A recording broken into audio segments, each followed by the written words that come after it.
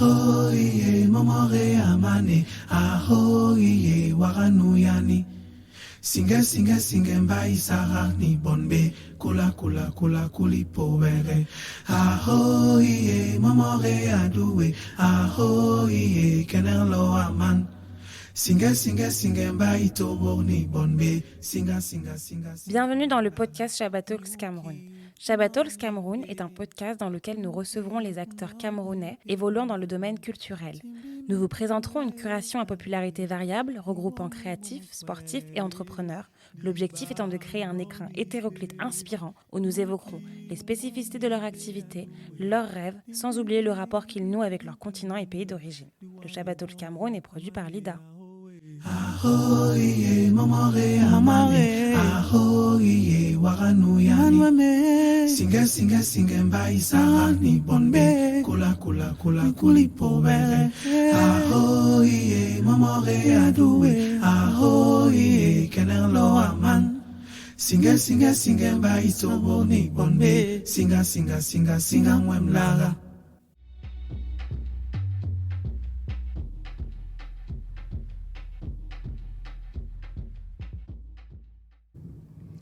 Bienvenue dans le Shabbat Talks Cameroun. Aujourd'hui, on reçoit Driver, rappeur, animateur, producteur d'origine camerounaise, sarcellois. Voilà. Bienvenue Driver. Merci de me recevoir, content d'être là. Avec grand plaisir. Alors, on va évoquer ton parcours. Donc, comme je l'ai dit, dans le rap, dans la production et aujourd'hui dans l'animation et tes nombreuses casquettes. On va d'abord commencer en fait en évoquant ton enfance et à quel moment en fait a germé ton envie de réaliser ton rêve dans la musique ou tes autres rêves. Ok. Alors, moi, la musique, ça arrive vraiment. J'entends du rap français, j'entends du rap américain d'abord, ensuite du rap français. Quand j'entends du rap français, ça me donne envie d'en faire. Et après, mon premier rêve, en fait, c'est de sortir un disque en étant à l'école. Tout ce que je voulais, c'était arriver dans la cour de récréation, que tout le monde disait « Ah, Frédéric, il était à la télé hier, on a vu son clip, ouais, il y a un disque. » C'était ça mon premier rêve, c'est tout. C'était même pas faire une carrière. C'était au collège, je voulais, voilà, juste ça. Je voulais juste vivre ça à la récréation. D'accord, ok. Donc ta première en fait rencontre avec le hip-hop, c'est au collège? Ouais, je suis collégien. D'accord, ok. Ouais. Et du coup, c'est à quel moment que tu te dis que... Enfin, qu'est-ce qui t'inspire déjà à l'époque? Quelles sont tes références? Comme je suis en pleine découverte, en fait, je suis vraiment dans le truc... tous les premiers trucs que j'entends, en fait, c'est ce qui m'inspire. J'écoute Public Enemy, j'écoute Run DMC. Donc, du coup, pour moi, le rap, c'est comme eux, ils le font. D'accord, ok. Sauf que c'est des Américains. Un jour, je tombe sur une émission qui s'appelle Le Dynasty sur Radio Nova. Et les premières personnes que j'entends en train de rapper en français, c'est le 501 Posse, qui était le crew d'MC Solar. D'accord. Donc il y avait MC Solar dedans, Souni MC, Striker D, Bambi Cruz, tout le monde, toute son équipe. Et du coup, moi quand j'entends ces mecs-là, je me dis c'est possible de le faire en français. Ok. Donc je commence plus à me caler sur ces mecs-là, plus sur les Américains, parce que les Américains, je ne comprends pas ce qu'ils disent en fait. Je suis dans la phonétique et tout, machin. Alors que là, c'est du rap français, et je me dis, je comprends ce qu'ils racontent. Donc, c'est comme ça que ça s'écrit. Il faut que j'écrive comme ça. Je commence d'abord par rapper les textes de MC Solar et de son équipe, en vrai. Et quand je vais à l'école, et que je rappe leurs textes, je fais comme si c'était les miens. Donc, je deviens un peu un héros. Ah, c'est toi qui fais ça, c'est toi qui a écrit, ouais. L'attraction de la cour là. Voilà, jusqu'au jour où il y a un mec qui écoutait aussi cette émission qui me dit « Mais non, c'est pas toi ça, c'est MC Solar. » Non. Là, ça la foutait un peu mal. Donc, je me suis dit « Bon, prochain défi, il faut que je revienne à l'école, mais avec mon propre texte. D'accord. Comme ça, on pourra plus rien dire. » Donc là, tu rentres chez toi. Voilà, je me dis... Tu commences à gratter. Voilà. Et ce qui était cool, c'était que l'album de Run DMC que j'écoutais à ce moment-là, qui s'appelait Tougher Than Leather, il y a un morceau qui s'appelle Run's House. À la fin de ce morceau, il y a une petite partie instrumentale qui tourne. Donc je me dis, je vais écrire sur ça. Ok. Et j'avais la cassette comme ça qui tournait, et j'écrivais. Et j'avais mon petit texte, un petit couplet. Et je suis retourné à l'école. Et j'ai rappé ça. Et tout le monde m'a dit, ouais, chaud. Et là, il y avait le mec qui m'avait grillé en disant, ouais, c'est MC Solar. Je lui ai dit, et ça, c'est qui? Et là, il me dit, je connais pas. Et j'ai dit, bah, c'est moi. Et là, les gens m'ont regardé du genre, enfin, un truc. Et ça m'a encouragé, en fait, mine de rien. Et là, quand tu dis c'est toi Ouais. Driver ou c'est toi Frédéric? Je crois que je m'appelais Drive 2. J'étais pas driver, j'étais Drive 2. Explique-nous. En fait, il y avait ce jeu de mots entre Drive numéro 2, je l'écrivais avec un 2. Ok. Le tout, c'était le 2. Le chiffre, je l'écrivais en chiffre 2. Et en même temps, Drive 2, c'est le mec qui conduit tout. Ok. Tu vois, il y avait ce truc entre le français et l'anglais. Ouais. Je trouvais que ça faisait un bon jeu de mots. Et plus tard, je suis devenu driver pour d'autres raisons. On se moquait de moi parce que je savais pas faire du vélo. Mais tout collait bien parce qu'aujourd'hui, j'ai pas le permis de conduire les voitures. Donc, Ok. c'est toujours une bonne blague de m'appeler C'est driver. un lifestyle. Voilà. C'est toujours resté. D'accord. Ok. Donc là, on est toujours au collège. Ouais. Et donc, tu commences à écrire tes textes, Uh-huh. j'imagine, tu t'entraînes et tout. Tu Uh-huh. écoutes toujours cette émission sur Radio Nova. Ouais. Tous les dimanches. C'est à quel moment que tu te dis, bon, l'école, j'aime bien. Mhm. Le lycée, peut-être, j'aime bien aussi. Mhm. Mais moi, je veux faire du rap. En fait, moi, quand je suis au collège, je continue d'écrire, de rapper, d'aller partout où je peux freestyler. Dès qu'il y a des scènes ouvertes, des concerts, des émissions de radio surtout où tu peux venir rapper en direct. Moi, j'y allais souvent, j'attendais les vacances scolaires. Parce qu'en bon Camerounais, les études, c'était très important et j'avais mes parents sur le dos. Mais en tout cas, le rap, c'était chaque jour plus présent dans ma vie. Donc, même quand je suis au collège, même quand j'arrive au lycée, secrètement, je rêve de sortir un disque. Ok. Je vois, il y a de plus en plus de gens qui en sortent. C'est D'accord. plus un gros mot. J'ai l'habitude de dire en interview, moi, je suis de Sarcelles, Ministère Amer. C'est un groupe de Sarcelles, Stomy, Bugsy et Passy. Ils sont de ma ville. Et quand je les ai vus sortir un disque, un album et tout ça, je me suis dit, c'est possible. C'est possible. Avant eux, c'était Johnny Hallyday, Michel Sardou, tous ces gens-là qui sortaient des disques. Donc pour nous, c'était loin, c'est pas pour nous. Et là, tout d'un coup, c'est possible. Des gens qui te ressemblent, qui viennent de ta De ville, ma ville. signent en label et tu Et ils les sortent écoutes des disques, en je radio. les écoute, c'était comme un fou. J'étais fier et je me suis dit, non, il faut vraiment que je le fasse. Donc en fait, le déclic, c'est vraiment Ministère Amer. Ok. Quand eux, ils sortent, je me dis, c'est possible. Moi aussi, je veux mon disque. Donc là, on est au début des années 90. Ouais. D'accord, ok. Toujours au collège, toujours scolarisé. Ouais, toujours scolarisé. Je sais plus si je suis au lycée. Non, je suis encore au collège. Et bientôt au lycée. Et je suis à fond, en fait. J'écris, je vais partout. Dès que je vois qu'il y a un concert, truc, j'essaie de rencontrer des gens et je commence tout doucement à apprendre le studio. Parce qu'avant ça, moi, je suis un rappeur de rue, en vérité. Ouais. Moi, je monte sur scène. Un rappeur de scène, en vrai. Je monte sur scène. Et je lâche des couplets qui s'arrêtent jamais. Je sais pas me structurer. Il n'y a pas de structure. C'est ça, voilà. Je suis juste un mec, je suis dans l'énergie et j'ai pas besoin de dire tout ce que j'ai envie de dire et voilà. Très bien, très bien. Et du coup, donc tu fais tes gammes et tout, etc. Mhm. Et il y a ta signature en label. Ouais. Voilà. Comment ça se passe? Alors, signature au label, ça arrive plus tard, hein, ça veut dire. Moi, je commence à rapper à peu près en 1990 et moi, je signe un label vers 97. Donc, en fait, il y a Ok. 7 ans de grind, comme disent les Américains, 7 ans où je suis en train de faire grossir mon nom, mais je m'en aperçois pas. Hein. Quand je dis 7 ans, là, aujourd'hui, c'est genre, waouh, tout ça. Mais je suis tellement dedans, j'aime tellement, je m'aperçois même pas que c'est aussi long, en fait. Très bien. Tellement j'ai la passion, tellement j'aime ça. Et en fait, je démarche tout simplement les labels, les maisons de disques. Et on a une période où le ministre de la Culture, c'était Jacques Toubon à l'époque, il instaure un truc qui dit, un quota, qui dit que les radios jouent trop de musique anglo-saxonne. Ok. Il faut plus de musique française. Donc, allez, à la radio, il devait avoir peut-être 90% de musique anglo-saxonne. Il a dit maintenant, on impose 40%, si je ne me trompe pas de chiffre, hein, 40% de musique française. Au milieu des années 90. Ouais, Ok. voilà. Et du coup, c'est 96 en vrai, pour être précis. Ok. Ça change tout. Et Skyrock décide de se mettre sur le rap français.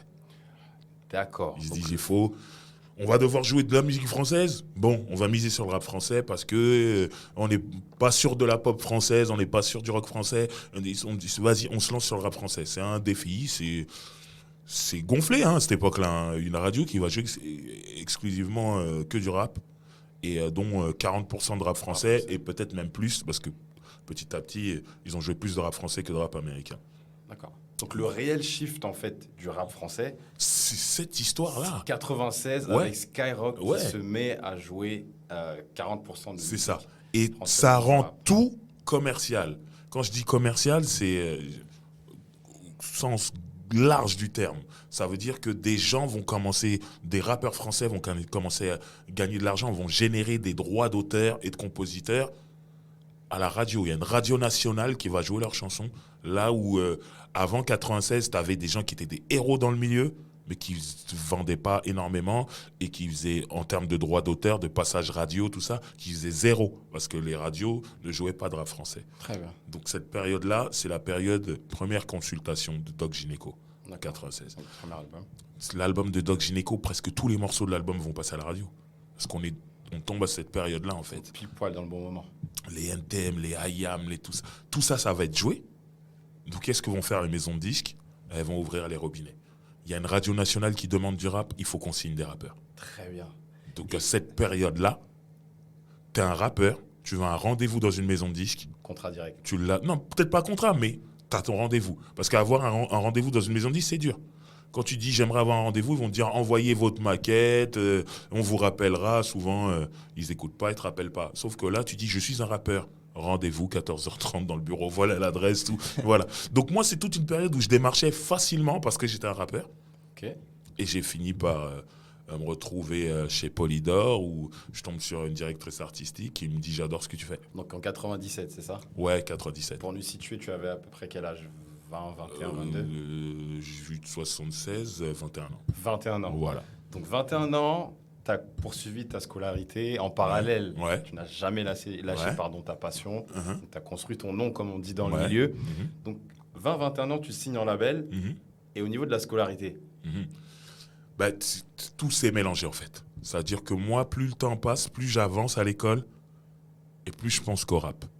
Ça veut dire que mes dernières années au lycée, c'était compliqué. Des fois, j'allais à l'école.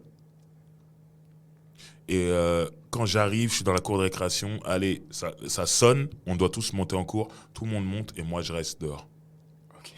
Tu te dis, mais pourquoi il n'est Mais pas pourquoi resté chez lui, le mec? C'est qu'en vérité, je me rends compte que j'ai plus envie. Je suis en train de penser qu'au rap. Mais comme je l'ai dit, je suis camerounais. Je sais que mes parents, ils vont être derrière moi. Il faut quand même que je fasse quelque chose. Donc, je vais jusqu'au bac. Waouh. Et le bac, je le rate de 4 points. Je suis au rattrapage et je le rate de 4 points. Ça, c'est horrible. Donc, du coup, pour 4 points, je me dis, je vais me réinscrire en candidat libre l'année d'après et je vais passer 2 matières. Donc, du coup, je reçois des cours par correspondance chez moi. Quand les cours par correspondance arrivent chez moi, je les mets tous sous mon lit et j'étudie pas. Parce que j'ai déjà mon deal pour faire mon album et je suis en train d'écrire, faire mes trucs et tout. Et au bout d'un moment, je dois sortir mon album en 98. Tu vois ce que je veux dire? Ouais. Et cette année-là, je dois repasser mon bac aussi. C'est impossible dans ma tête. Cette année, il y a la Coupe du Monde aussi. En plus. Donc il y a trop de choses. Et c'est là où je me dis, il va falloir que je parle à mes parents. Et ça, c'est le truc le plus dur pour moi. Je le répète, parents camerounais, les études, tout ça. Et je dois leur dire que je ne vais pas passer mon bac.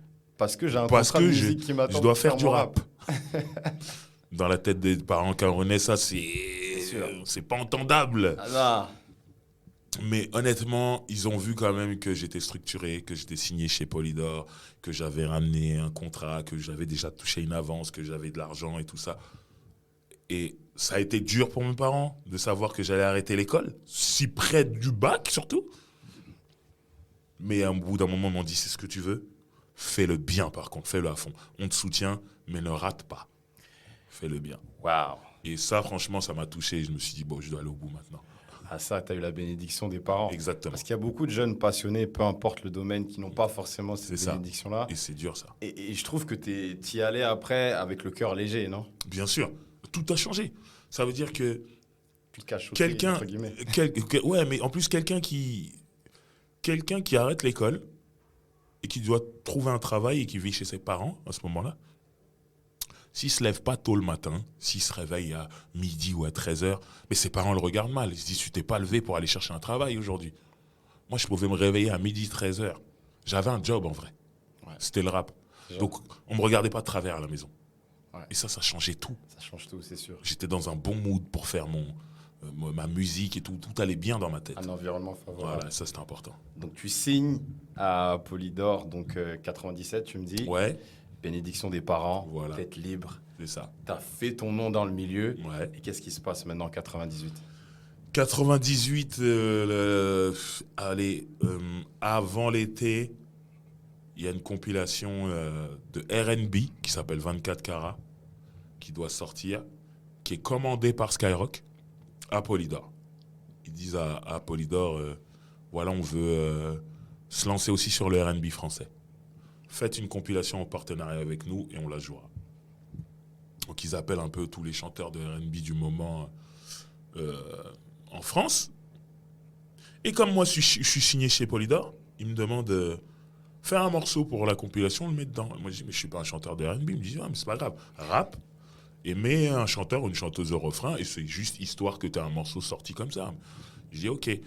Et là j'enregistre un morceau qui s'appelle Pardonne-moi. Ouais.